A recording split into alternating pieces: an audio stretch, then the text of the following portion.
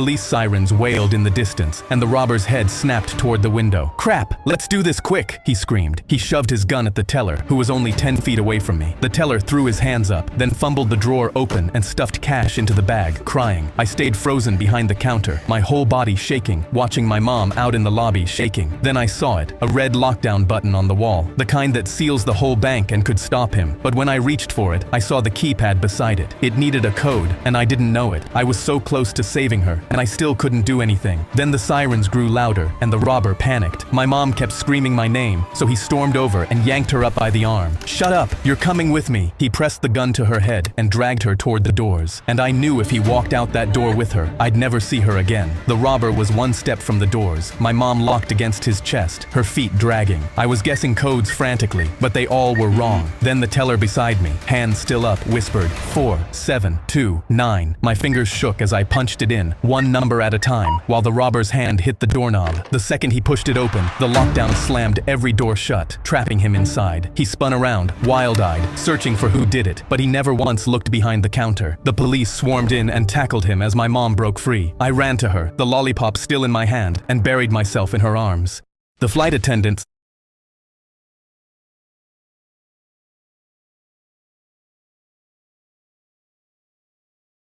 at her. "Actually, sweetheart, that's not true. Blood is always red because of hemoglobin. It's just darker red in your veins." Her face scrunched up, but Mrs. Miller showed us a whole PowerPoint about it. She even had diagrams from a science book. The next morning, I packed my work scrubs in my bag. I'm an ER nurse at Mercy General, and I was working the afternoon shift anyway. I sent Mrs. Miller an email asking if I could do a quick presentation about blood for career day that afternoon. She loved the idea. When I arrived, Mrs. Miller introduced me as Riley's dad, who works at the hospital. 28 kids stared up at me from their desks. "I heard you guys learned that blood is blue inside your body," I said. The entire class nodded enthusiastically. Mrs. Miller beamed from her desk in the corner. I pulled out a blood collection tube from my pocket and held it up. "This is what we use to draw blood at the hospital. Notice something. The tube creates a vacuum. No oxygen inside at all." I paused. "When we draw blood with these, it never touches oxygen until we pop the cap off." I showed them photos on my phone of sealed blood tubes. "See? Still red." Mrs. Miller's smile started fading. She shifted in her chair and cleared her throat. A boy raised his hand and pointed to their science textbook. "But our textbook says it's blue." I picked up the book and checked the publication date, 1998. Medicine updates pretty fast. We used to think lots of things that turned out to be wrong. Mrs. Miller suddenly stood up from her desk, her hands gripping the edge. "Well, thank you for that interesting presentation, Mr. Johnson, but we need to move on to math now." I nodded and started packing when a girl in the back raised her hand. "So our textbook is wrong?" The class erupted in whispers. Mrs. Miller's jaw clenched and her voice got tight. "The curriculum says..." "Actually," I interrupted, pulling up the state science standards on my phone. I walked over and turned my phone toward her. "The current curriculum specifically mentions this myth as something to correct." She stared at the screen and her eyes narrowed. Her mouth pressed into a thin line and her nostrils flared.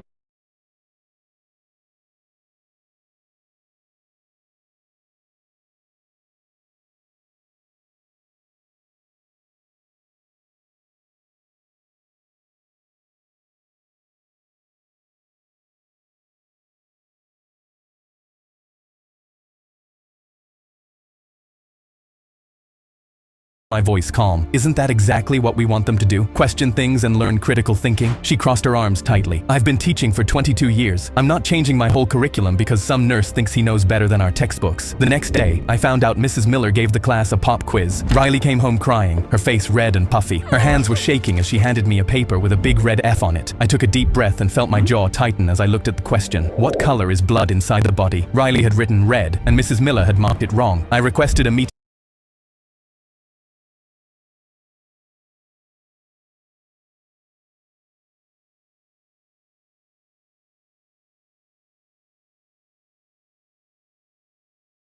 Principal Davis and brought printouts of medical textbooks, the state science standards, and Riley's quiz. The principal called in Mrs. Miller and asked her directly, "Is blood blue inside the body?" After a long pause, Mrs. Miller said, "It's what the children understand better." I leaned forward in my chair. My daughter is crying every morning before school because she's afraid of getting Fs for writing down the truth. The next day, the school replaced their science books. Now whenever Riley learns something new at school, she comes home and asks me, "Dad, is this actually true, or is it just a Mrs. Miller truth?" My daughter came home crying. My teacher looked at my drawing, covered her mouth, and ran out of the room screaming. Our assignment was to draw something that makes us happy, so I drew me and my dad fishing at the lake, something we do every Saturday. I picked up my paper to see what she saw. 2 stick figures, a fishing rod, a lake, a building that said Larry's Bait and Tackle, and a fish that I even labeled fish in case there was any confusion. I had no idea what I did wrong. She came back with 2 security guards, still screaming, grabbed my drawing off my desk, and pointed at me like I was dangerous. They walked me out without saying a word and sat me down in Principal Carter's office. He had my drawing under a desk lamp like he was examining a ransom note. He looked up. "Explain this." I told him it's me and my dad fishing at the lake. He pointed at my stick figure's hand. "You're telling me this is a fishing rod when I'm looking at a weapon." I told him there's a line coming off it with a fish on the end, and I literally wrote the word fish next to it. Mrs. Keller leaned in. "It looks like he's aiming at the building." I told her it's Larry's Bait and Tackle where we buy worms, and he's facing the water because that's where fish live and that's how fishing works. I didn't understand how every adult in the room was looking at a fish and seeing a threat. Principal Carter picked up his phone and called my dad. "Mr. Davis, your son drew an image that appears to depict a school shooting. We need you here immediately." I sat there staring at my drawing, wondering how I ended up here. My dad showed up still in his work shirt with dirt on his hands and stopped in the doorway. "Where is he? What did he draw?" Principal Carter slid the drawing across the desk, and my dad picked it up, stared at it, and laughed. Not a chuckle, a full laugh. "This is from last Saturday." He pulled out his phone, turned it around, and the photo was right there. Me standing in front of Larry's Bait and Tackle holding my fishing rod. Same building, same rod, same everything. He looked at the principal. "Is everyone in this room slow? My son drew a fish, labeled it fish, drew a fishing rod, drew a bait shop, and you looked at that and saw a school shooting. Nobody said anything. You pulled my son out of class and called me at work because not one adult in this building stopped and said, 'Hey, maybe that's a fishing rod.'" Mrs. Keller stared at the floor, and Principal Carter had nothing. My dad put the drawing in his pocket. "We're done here. Let's go." Next art class, I drew Mrs. Keller and labeled it Donkey in case there was any confusion. My teacher looked at my drawing. I already scheduled the surgery. I stared in horror while Dad jumped around saying he couldn't wait to be taller than me. I knew I had to make the surgery impossible, so I started running 26 miles non-stop, and even though it hurt, I kept going until my legs gave out because I needed my bones to be so damaged they couldn't operate on me. And then on the day of my scheduled surgery, the doctor took one look at x-rays of my damaged legs and refused to operate on me. Dad got angry. "Why? He's perfectly fine." But the surgeon shook his head and pointed at the x-ray. "His bones are too damaged. If I cut into them, they could shatter, and a shard of bone could hit his heart. Your son could die." Dad crossed his arms. "I'm okay taking that risk. Just do it so he can be shorter than me." But the doctor kept saying no, and I thought it was finally over. But when we got home, Dad grabbed his toolbox and said, "If a surgeon isn't going to fix this, then I'll do it myself." He chased me around the house screaming, "Get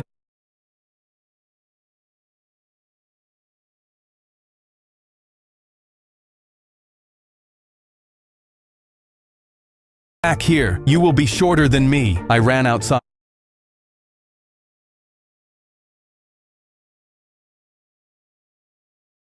and I saw both his legs were bent the wrong way. Dad screamed, and I called the ambulance, and when they arrived, paramedics loaded him onto a stretcher while one of them questioned me. "How do you know this man?" he asked. When I said he was my dad, his eyes bulged, and he looked back and forth between my dad and me, and then suddenly asked, "How is he your dad? He's so short." Dad thrashed so hard in the stretcher when he heard a paramedic had to sedate him. Dad measured me for the 5th time. A man climbed onto our school bus with a knife, and the first thing he heard was a slow clap from the back row. Confused, he screamed at our driver, Mrs. Worley, to keep driving and not stop for anyone. A kid leaned forward. "Nice ski mask. Did you cut the holes out yourself or did your mommy help you?" The whole bus laughed. He waved the knife around. "Shut up and no one gets hurt. Your hand is shaking so hard I can't tell if that's a threat or a dance move." He stepped toward the kid who said it, and 20 voices started talking at once. "Oh, he's walking now. Everybody watch out." He spun around trying to find who said what, but insults were coming from every direction. Bro seriously hijacked a bus with no plan, no getaway car, and a Walmart knife. This is the saddest crime I've ever seen. We wouldn't let him finish a single sentence. "Are you robbing us for money? All I have is an EBT card and a bus pass." He pointed his knife at Mrs. Worley, and the whole bus went silent. A kid stood up. "You can threaten us all you want, but if you point that thing at Mrs. Worley again, we're gonna have a real different conversation." He laughed nervously and asked what a bunch of kids were going to do about it. A girl said, "We're on the bus to the school for troubled teens. Half of us are here for assault."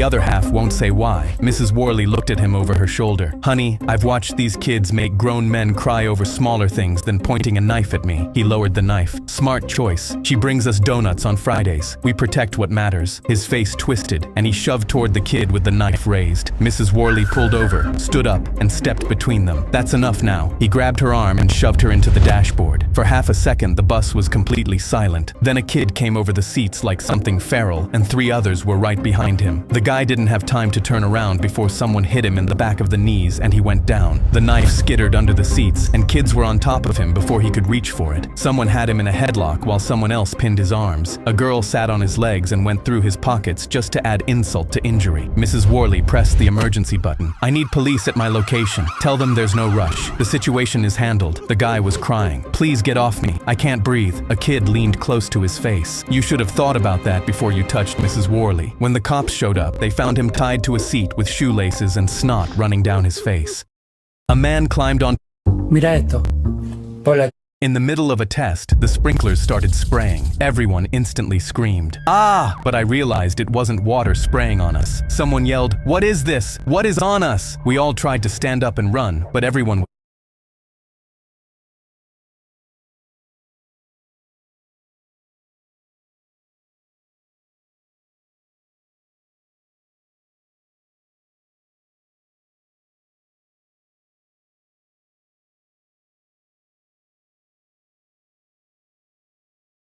I liked the smell. Oh my God, it was gasoline. Half the class rushed over to the window.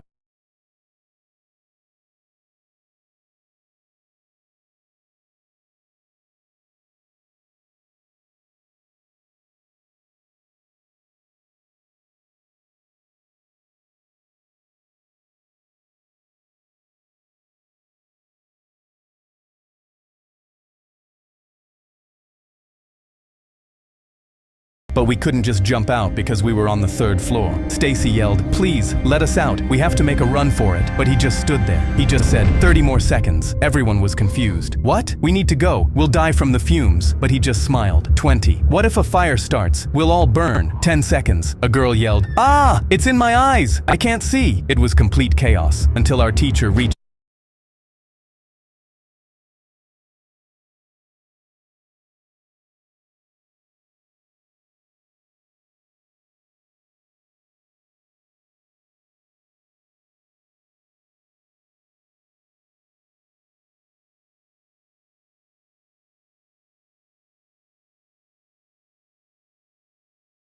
the lock. He turned it. The door clicked open, and someone walked in. "Thanks for letting me in, Dad," Stacy yelled. "Dad, you have a son!" They both turned around, locking eyes straight onto me. We all started backing up, and when I saw the guy's face, my heart sank. I recognized him. He pointed straight at me and said, You put me in jail for 5 years. Now it's finally time to get revenge." I couldn't believe my eyes. This was the same guy I had called the police on 5 years ago. He had tried to rob my grandma at gunpoint and had been waiting to get me back. We watched him pull something out of his pocket and hold it up, and we saw it was a Bic lighter. Everyone started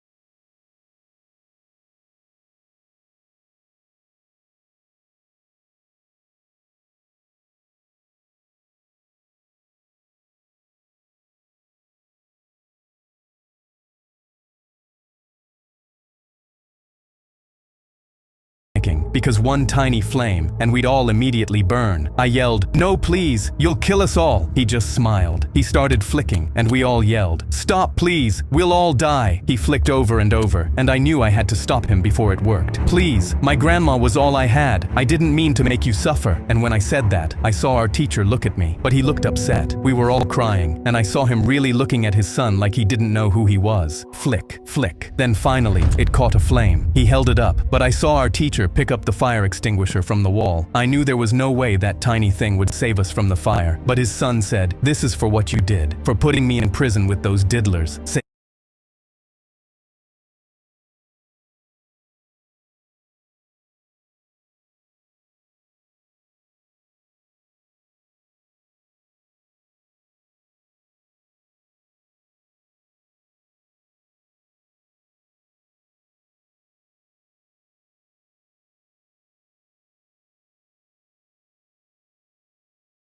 by. But right before he dropped the lighter, our teacher raised the fire extinguisher, and in one moment, he slammed it down on his son's head hard. His son instantly fell over, and our teacher stood there panting. He was crying. "I'm so sorry. I failed all of you. My son was a monster." The police ran in and grabbed him, and he looked at me one more time with tears in his eyes as they took him out. In the middle of a test,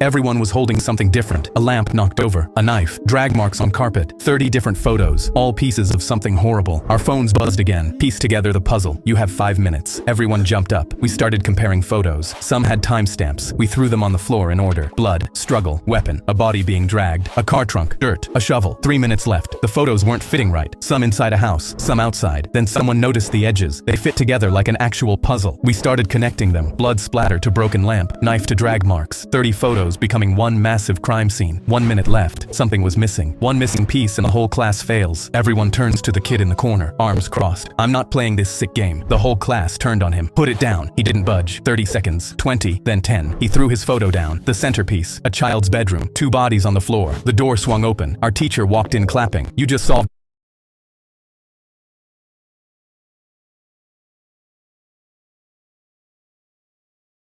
20-year-old cold case. When I was 8, someone left these photos in my mailbox, one each day. Pictures of my parents' murder scene." She pointed at the puzzle. "The killer left DNA on the film. 20 years later, I finally got a match." She looked at us. It was my uncle.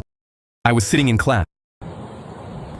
After 8 years on death row, I was ready to die. They said I killed Rebecca. My fingerprints were on the knife. My blood was at the scene. I told them I didn't do it, but nobody believed me. I spent years fighting, filed every appeal, exposed every contradiction in the evidence. None of it mattered. My lawyer stopped returning my calls. My appeals were exhausted. My family stopped visiting 2 years ago. Even my own mother thought I did it. The only person who ever believed me was my grandmother, and she passed away 5 years ago. So when they asked what I wanted for my last meal, I thought of her. Her meatloaf, the one she made me every birthday. I wrote out her recipe from memory. Every measurement and technique precise. An hour later, the prison chef showed up at my cell holding my form. "What is this?" "Meatloaf. This is a novel, not a recipe. Ground beef 60%, ground pork 40, breadcrumbs soaked in whole milk for exactly 10 minutes. Yellow onion, not white, sautéed in butter until translucent. Fresh thyme, not dried. Worcestershire, 2 tablespoons, no substitutes. And this glaze with brown sugar and apple cider vinegar, brushed on at 340 degrees, 20 minutes before done." He looked at me through the bars. "Why so specific?" "It's how my grandmother made it. She's gone now. If I'm going to die Friday, I want to taste her cooking one last time." He was quiet for a moment. "Some of these ingredients we don't stock. Fresh thyme, whole milk, real butter. I'll have to special order them. I have 48 hours. He sighed. "I'll make it exactly how you wrote it." Thursday morning, the ingredients arrived and the chef started cooking. I could smell it from my cell.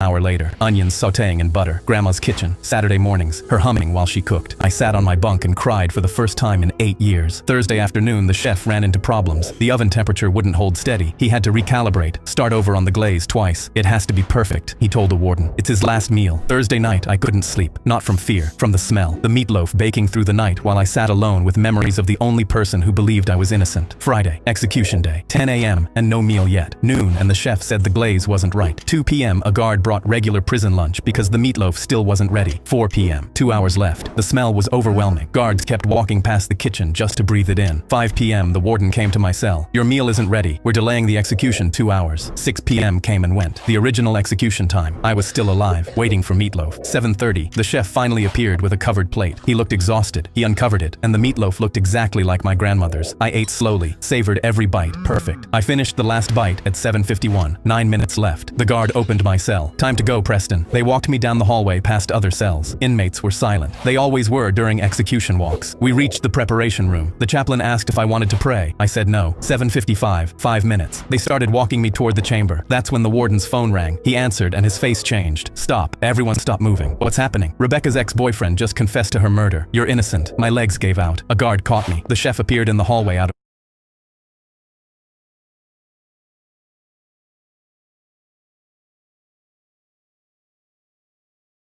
flashed across my mirror and everything went sideways. The airbag slammed my head back and guacamole from my DoorDash order flew everywhere. I couldn't hear anything except ringing. I crawled out through the passenger side, tried to stand, and my legs gave out. I'm on my hands and knees on the pavement when I hear, "Bro, what the hell? My brand new car. I just got it yesterday." An orange Hellcat was sitting sideways in the intersection with smoke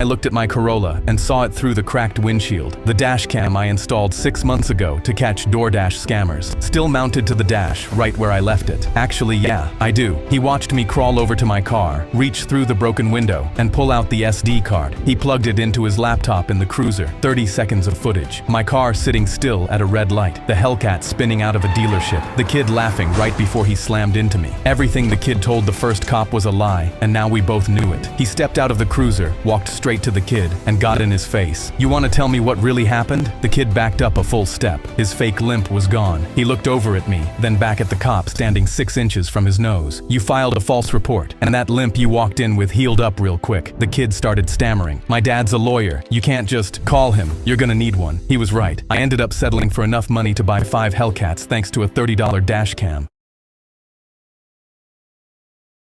I was stopped.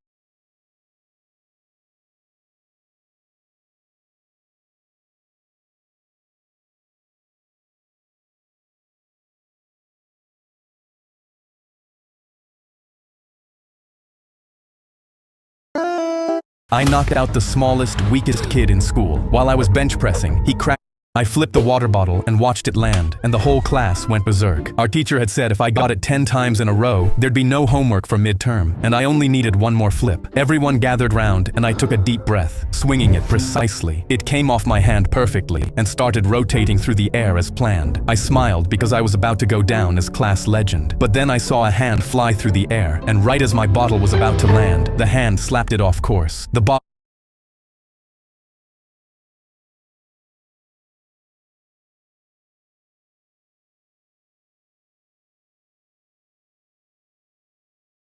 flew into the wall and fell. I looked over to see who hit it and saw the teacher grinning ear to ear. "Nobody cheats my class." We started protesting, but he shouted to sit down, and whoever doesn't sit in the next 5 seconds will get double the homework. He then went handing out the 5,000-word essay due in 7 days with a smile.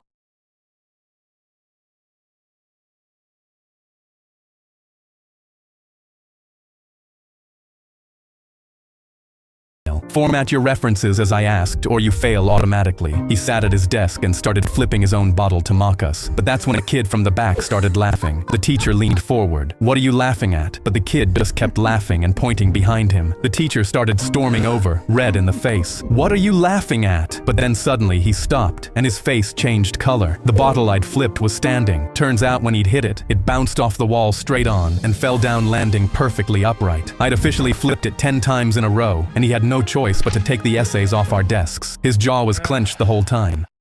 I flipped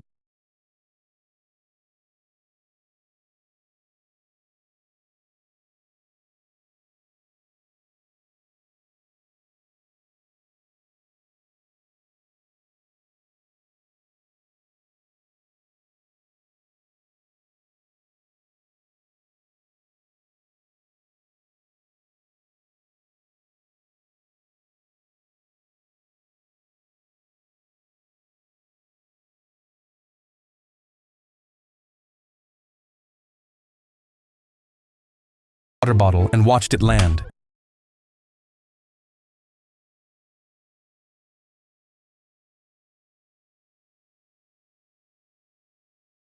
upright. Officially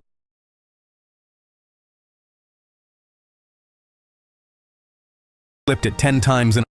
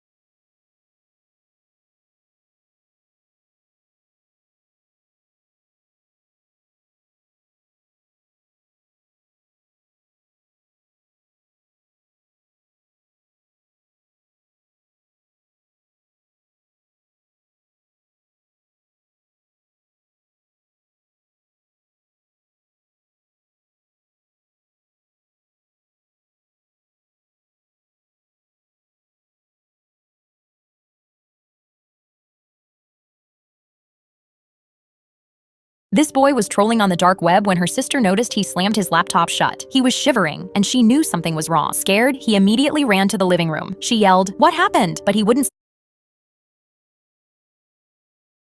anything. He started freaking out, closing all of their blinds, locking the front door, and she begged him to tell her what was going on. He was freaking out, and that's when she opened his laptop. She couldn't believe it. Someone sent him a picture of their front door. They sent another picture, and when she clicked on it, it was a picture of her through their window that said, "She looks tasty." She couldn't breathe. She was about to run and grab their dad, but her brother grabbed her arm saying, "No, he'll kill me if he knew I was on there." Neither of them slept that night until someone rang the doorbell the next morning. A guy with a badge told their dad they saw some suspicious activity coming from their network, but he told him he didn't know anything about it. He told them to stay safe. But the next day in class, her principal burst through their door. She told her she had to come with her that second and that the police were there, and she followed her to the office thinking it had to be her brother. But the second she walked in, she saw the same guy from yesterday holding his badge. He smiled when he saw her and told her there was an emergency at her house. He grabbed her arm and tried to pull her out, but she resisted. "No, tell me what happened. Is my brother okay?" But he didn't say anything. "Come with us." She didn't want to, but her principal nodded and said, "They're police officers, honey. Go with them." They took her outside, but she noticed their car didn't have any police stickers on it. She thought these guys must just be undercover, but when they put her in the back, she immediately noticed there weren't any door handles either. There was no way she could get out. "Where are we going?" But they laughed. She was sweating now. "Please, I just want to see my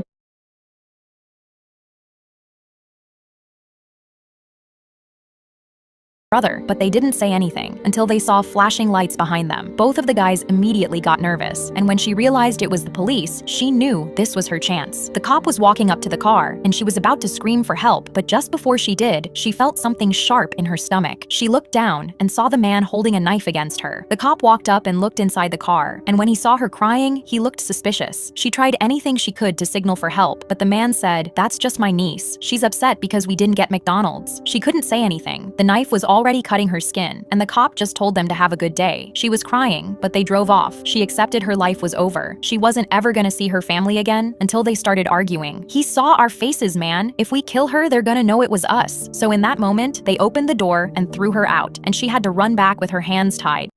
This boy was trolling on the dark. We were sitting in the living room watching Shark Tank when my daughter looked at me and said, Mommy, I'm gonna be the youngest CEO in the whole neighborhood." The next weekend, she set up a lemonade stand, but instead of mixing regular country time lemonade like every other kid, she came up with a bright idea. She spent the morning in our kitchen, mixing what she called gourmet flavors, watermelon mint, strawberry basil, and something she called lavender honey that actually tasted incredible. She printed labels from our home printer and charged 50 cents more per cup than every other kid on the block. Our neighbor, Mrs. Haggerty, was having a yard sale that weekend. Mia knocked on her door and offered her 10% of her profits to set up in front of her driveway for the foot traffic. She was out there at 7 in the morning with a painted sign and little sample cups for people to try before they bought. She sold out by noon. Saturday afternoon, she recruited 2 neighborhood kids and gave them matching visors. She trained them on how to greet customers and how to make change. By Sunday morning, she was running a 3-person operation from our front yard. That's when the man in the BMW pulled up. He looked at the stand and said he only had Apple Pay. Mia reached under the table and pulled out her dad's portable card reader. She held it up to him and said, "No problem, sir. You can swipe, tap, or contactless. No excuses." excuses. His mouth dropped open while a 9-year-old processed his credit card for $3 worth of lemonade. An hour later, a kid 3 houses down set up his own stand. Mia walked over with her biggest smile and said, "Hey Noah, wanna merge? We'd cover way more customers together."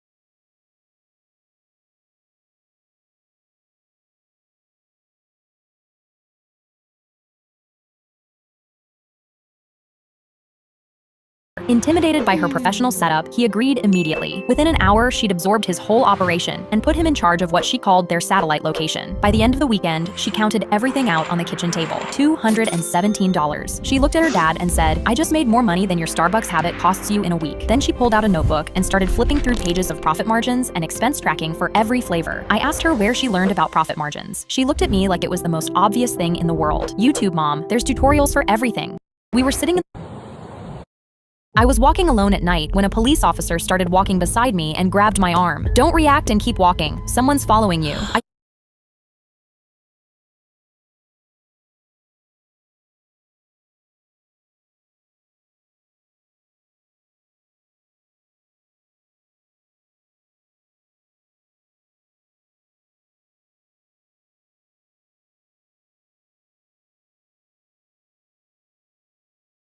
suddenly turned around and saw a man in a dark hood 30 feet behind me, matching my pace. I stopped for a second, and he instantly leaned against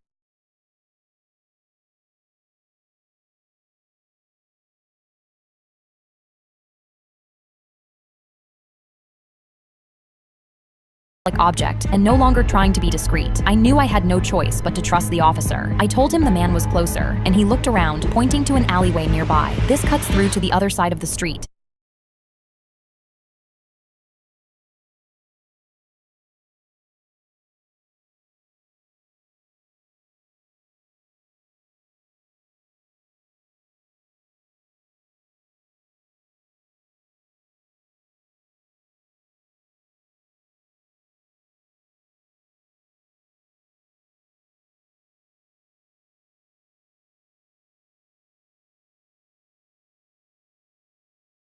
"You can call a cab from there." He gripped my arm even tighter and pulled me. I was about to just go with it, but then I saw a taxi sitting 50 feet in front of me with its light on. I told the officer, "I'll just take this one," but his grip tightened. "The man is still too close and the alleyway is safer." He tried pulling me again, but I yanked my arm free and sprinted toward the cab. He reached for me again, but I was too far away. I got in and locked the door, shaking and unsure what to even think. Then 3 weeks later, I was watching the morning news, and my coffee slipped out of my hands. 2 men were arrested for the murder of a woman: the officer who grabbed my arm and the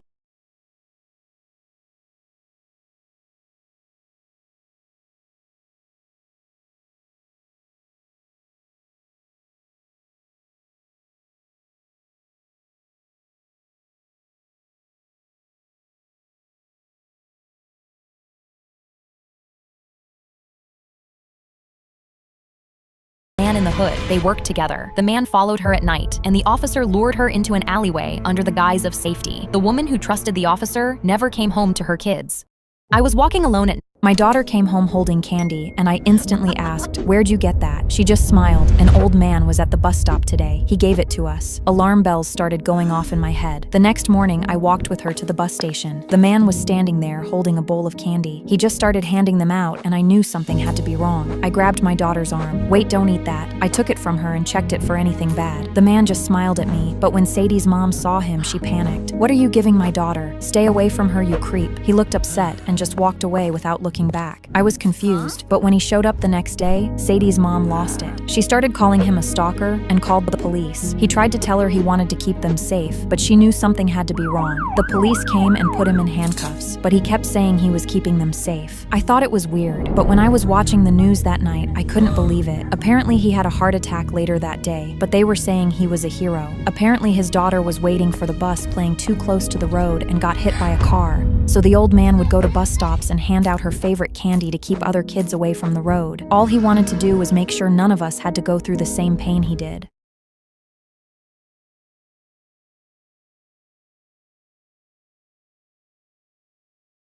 I was pushing my baby on the swings when an old woman walked up to us and said, "Such a beautiful baby. May I see his shoulder?" I immediately pulled my son off the swing and backed away. As we left, I heard her whisper, "The birthmark. I need to see if he has the birthmark." 2 weeks later, she was parked in front of our building, hunched over her steering wheel crying. When she saw me notice her, she drove away quickly. I held my baby extra tight that night and decided to take him to a smaller park 6 blocks away, just to be safe. But she showed up there too, this time with a teddy bear. The tag was still on it, but it looked old, like it had been saved for decades. I grabbed my son out of the swing and yelled, "Leave us alone!" But she latched onto my shoulder and said, "Please, I just need to know about the birthmark. Does he have a star-shaped mark on his left shoulder?" I yanked her hand off and threatened to call the police. She backed off but followed us home at a distance, repeating, "My son had the same mark. Please just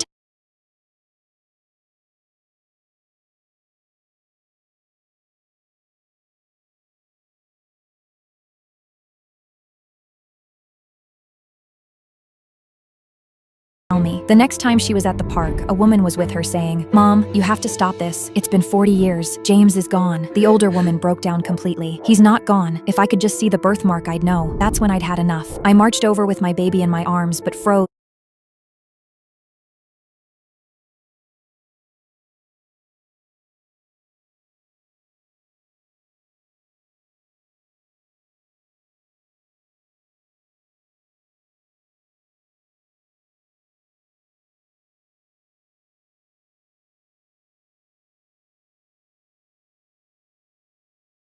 at me. What in the world is going on here? Why are these children acting like you're in charge? Mrs. Givens sprinted back over and grabbed his elbow. Stop talking right now." The new teacher yanked his arm away and turned back to me. "I am not letting a second grader run this playground." He marched up the bleachers and grabbed my wrist. "You're coming with me to the principal's office right now." Before he could pull me down, 2 men in black suits came running across the yard. They slammed him into the grass and pinned his hands behind his back without saying a word. I climbed down from the bleachers and crouched next to his ear. "Don't you ever disrespect me again." I dropped a goldfish into his mouth, stood up, and walked off. That's when the principal came running out of the building. He took one look and dropped to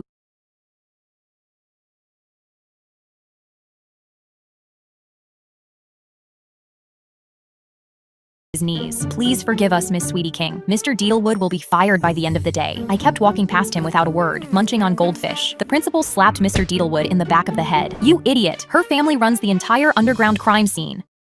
I was eating goldfish on the bleachers when 2 fourth graders. My daughter asked me, "Mom, can I dye my hair blonde?" I knocked my chair back so hard it hit the wall. "What did you just say to me?" Juliet flinched. "I just asked if I could dye my—" "No, stop. Something is wrong with you. You told your aunt she looked like a burnt corn husk for going blonde. You told a girl her hair looked like it was dipped in piss. And now you want to be blonde?" She started crying.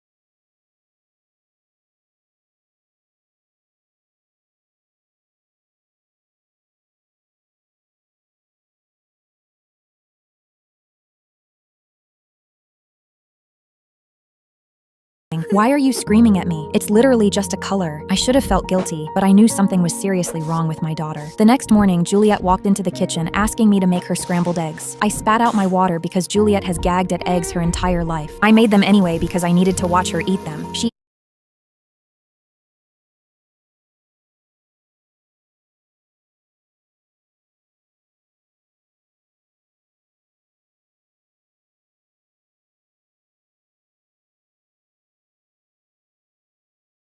ate every single bite. "Thanks, Mom. These were really good." I called my best friend for help. She said I was spiraling. My mom told me to stop smothering Juliet. Her father just said, "Relax." Nobody was listening to me, but I wasn't wrong, because before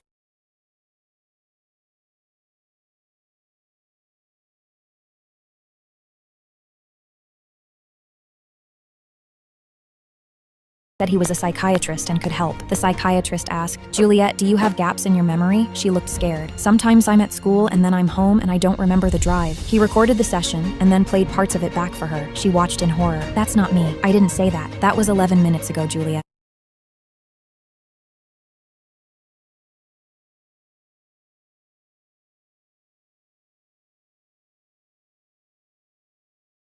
He sat back in his chair. "Juliet, what I'm about to tell you is going to be hard to hear, but I need you to listen." She was shaking. "You have something called dissociative identity disorder. The blonde hair, the eggs, calling your mother Petra. That wasn't you, Juliet. There is someone else in your mind, and when she comes forward, you don't remember any of it." Juliet looked terrified. Juliet started treatment that same month. The alter's name is Eloise. She likes scrambled eggs and calls me Petra. Juliet still hates blonde hair. Eloise still asks to diet. Some mornings I can tell who I'm talking to before she said while someone from Child Protective Services knocked on our front door. We'd been filming our morning routine for the 13th time because I kept blinking wrong. My face ached from holding the same smile since 6 a.m., and the ring lights had burned fresh marks up both my arms. My mom yanked my sleeves down over the burns before she opened the door. My dad grabbed my school workbook off the counter and shoved it under the couch.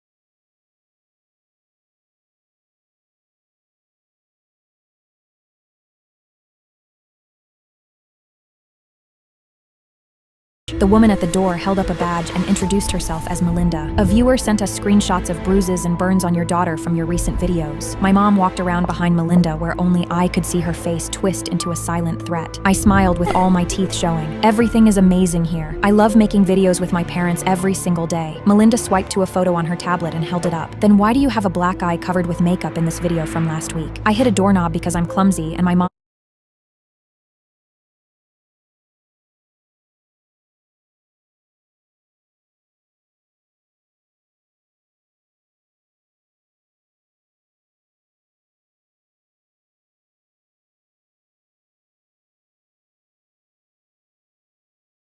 helped me cover it so viewers wouldn't worry." Melinda looked at me and back at my parents. "She's 10. Why isn't she in school right now?" My mom cut in fast. "She doesn't need school. She makes more money than most adults. Show me her schoolwork." My mom just stared at her.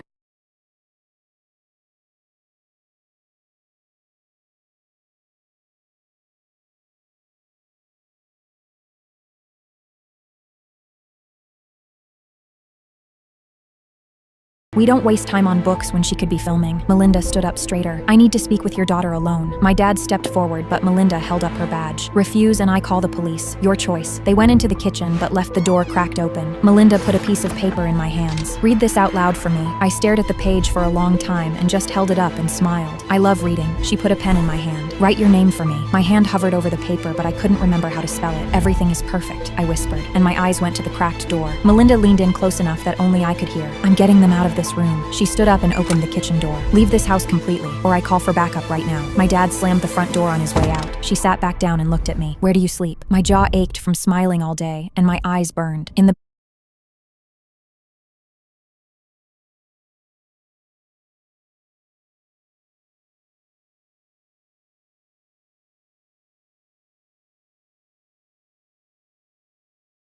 basement." I walked her downstairs to a concrete floor with 2 thin blankets and no pillow. Melinda photographed everything and rolled my sleeves up and looked at the burns running up both arms. "How did these happen?" "The lights get really hot during filming." She went straight to my parents and pulled out her phone. "Your daughter can't read. She can't write her name. She's covered in burns and she sleeps on concrete. I am removing her from your care right now." My dad gripped the door frame. "This kid is our property and we own everything she makes."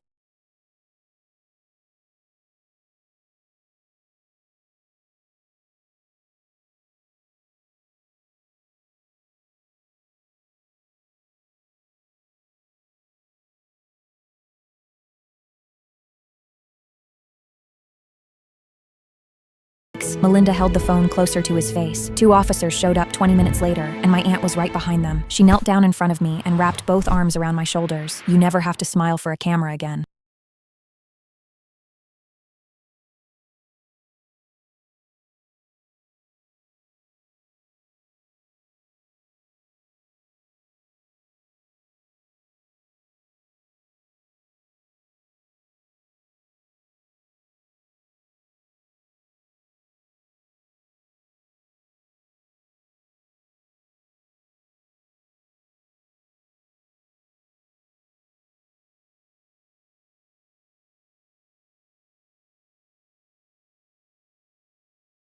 Of the bucket in a plie, and my heart was pumping with adrenaline. I could see my bully Veronica in the front row, giggling with all the mean girls. She mouthed the words, "Careful, ballerina." She was trying to get me to flinch and fall under the slime bucket, so I tensed my body and kept dancing. I did a quadruple turn, gracefully landing with my hands raised above my head. Most of the auditorium clapped, and my college scout nodded while writing in his clipboard, but I noticed one of the mean girls was recording me, and when our eyes met, she mouthed, "You won't last long, ballerina. Everyone's about to watch you eat it." My knees started shaking because it was time for my grand finale, the final jump right under the slime bucket. I heard a whistle from behind the stage and saw Veronica was now standing where no one could see her, and her hand was on the rope of the bucket, getting ready to dump the entire thing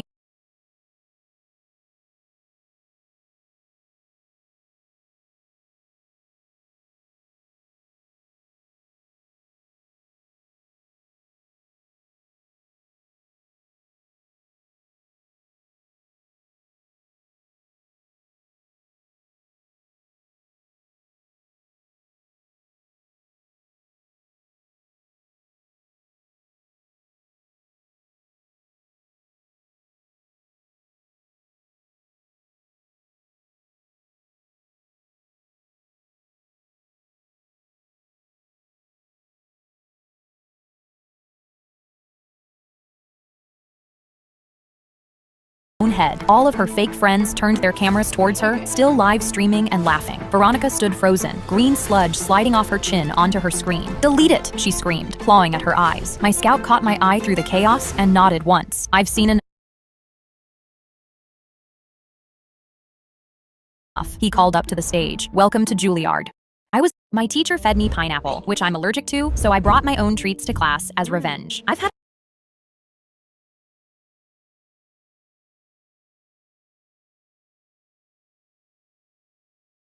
pineapple allergy my whole life, and I've nearly unalived from it so many times I can't even watch SpongeBob anymore without getting anxious. So when Mrs. Wallace walked into chemistry class with a huge pan of pineapple upside-down cake, everyone groaned because her baking was terrible. She said, "I stayed up all night making this for you ungrateful kids." Lucky for me, I had the perfect excuse. I politely told her that I was deathly allergic to pineapple, but it looked amazing, and everyone else would love it. Mrs. Wallace's face turned red, and she said, "I don't think so, young lady. Sit down and try a piece. I literally can't eat pineapple. I don't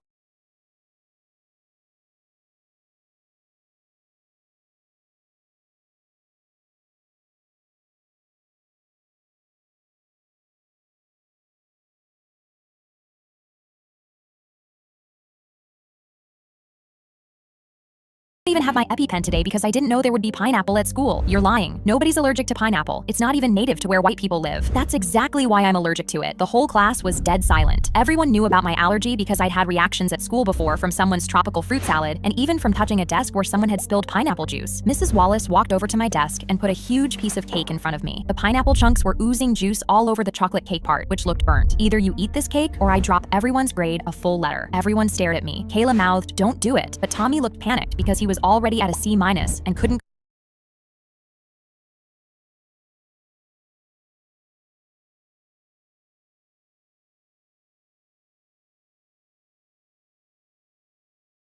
go back to summer school. I looked at that disgusting cake and thought about my mom. She couldn't afford another hospital bill. We were still paying off the last one from when I accidentally drank someone's pina colada at the mall thinking it was lemonade, but the whole class was counting on me. I took the smallest bite possible. The cake was somehow both burnt and raw in the middle, and the pineapple was so sour my eyes watered, but that wasn't the worst part. Within 30 seconds, my tongue started tingling. Then my throat felt tight like someone was squeezing it. My lips were swelling up and I could feel hives spreading across my neck. "I need help," I whispered, but it came out weird because my tongue was swollen. The last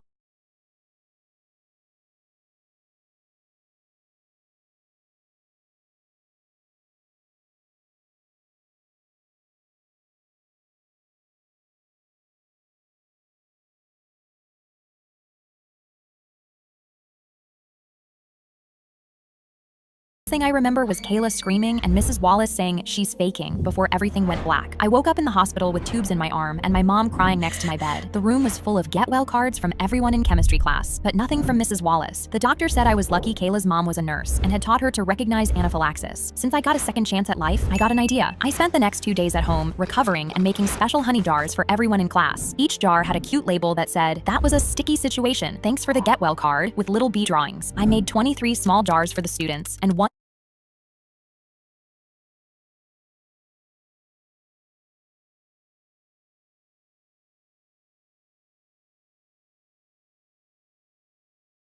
special larger jar for Mrs. Wallace. When I walked back into chemistry, everyone started clapping. I handed out the honey jars and everyone loved them. Mrs. Wallace was at her desk grading papers and pretending I didn't exist. "Mrs. Wallace, I brought you honey too," I said sweetly. She looked up suspicious, but I could tell she didn't want to look mean in front of everyone again. "That's very thoughtful, Taylor," she said in this fake voice. She was drinking her usual morning tea, so I walked over and squeezed a huge glob of honey into her mug. She stirred it and took a big sip. I went back to my seat and whispered to Kayla, "Watch this." About 5 minutes into class, Mrs. Wallace's face got red. She started shifting in her seat. Then she let out the loudest fart I've ever heard in my life. The class went silent. Then someone started giggling. A trail behind her. Kayla pulled me aside and whispered, "What did you put in that honey?" "It's freshly made ghost pepper infused honey." My teacher My son. I handed a flight attendant a napkin that said, "The man next to me is not my father. Please help." She smiled and asked me if I wanted any peanuts. Then she walked away. My heart sank and I felt Arthur's hand squeezing my thigh under the tray table. "You're not thinking about doing something stupid, are you?" I shook my head and he smiled and patted me like a dog saying, "Good girl." But I looked at the flight attendant and wondered if she was going to help me because in 3 hours we would land and then I would vanish like the others Arthur told me about. But after a few minutes, the flight attendant came back pushing the drink cart. "Ma'am, we have a medical situation and need to move a few passengers so the crew can access the emergency equipment." Arthur's hand clamped down on my wrist. "She's not moving." The flight attendant kept her eyes on me and said, "Sir, I need to hear from her directly." But Arthur told her, "She's my daughter, and she's not right in the head. You move her and she'll have an episode." And so she bent down to fix something under my seat, and I felt her breath on my ear. "When I squeezed your hand, you run." And then she stood up and smiled at Arthur. "Let me check with my boss." But she reached toward me like she was handing me a pack of peanuts. Then her fingers closed around mine and squeezed hard. I ripped my arm free from Arthur and threw myself into the aisle.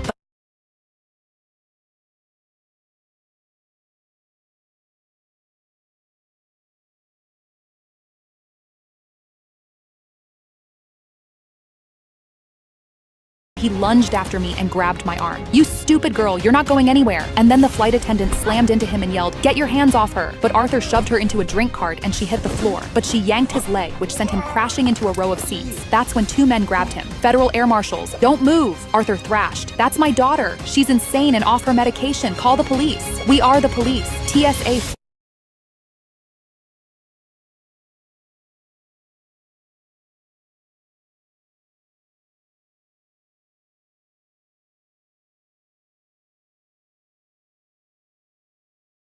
flagged your name. You're wanted in 3 states. Arthur looked at me desperately saying, "Tell them you wanted this." But I crouched down so my face was inches from his. "I want you to rot." I handed a flight attendant a napkin. My son ripped open his birthday present, saw the PS5, and pushed it to the side. "Mom, I said I wanted a PC. I picked up the box. If you don't want it, you're not getting anything at all."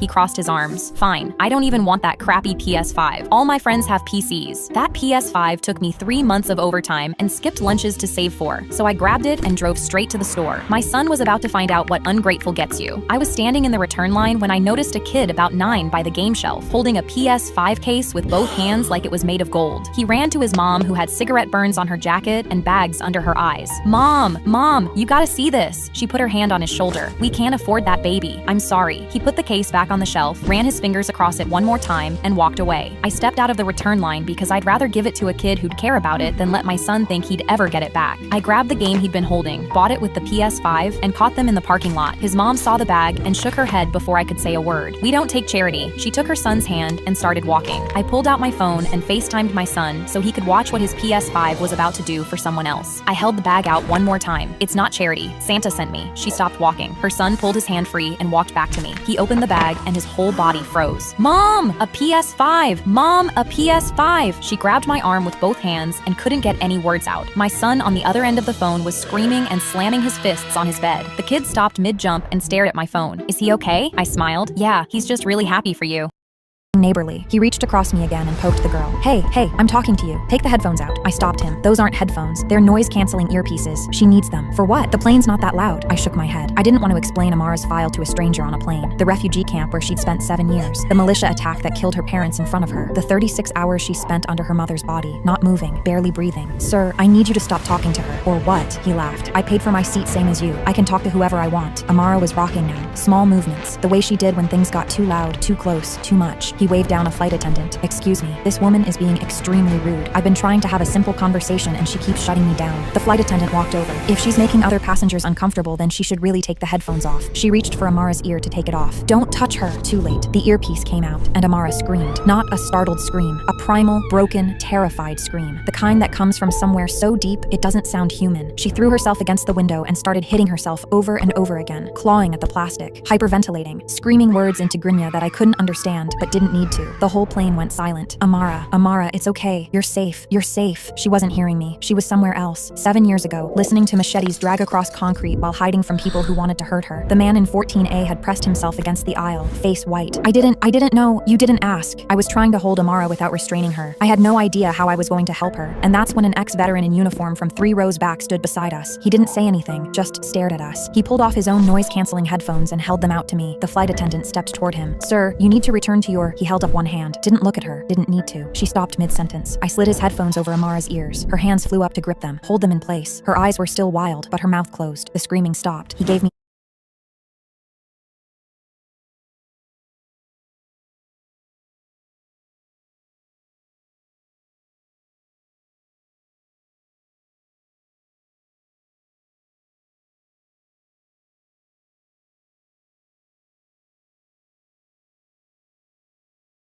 a single nod, then walked back to his seat without another word. The flight attendant's face crumpled. I'm sorry. I didn't know this would happen. The man said he felt unsafe. Shut the F up. You chose his comfort over a traumatized child's medical needs.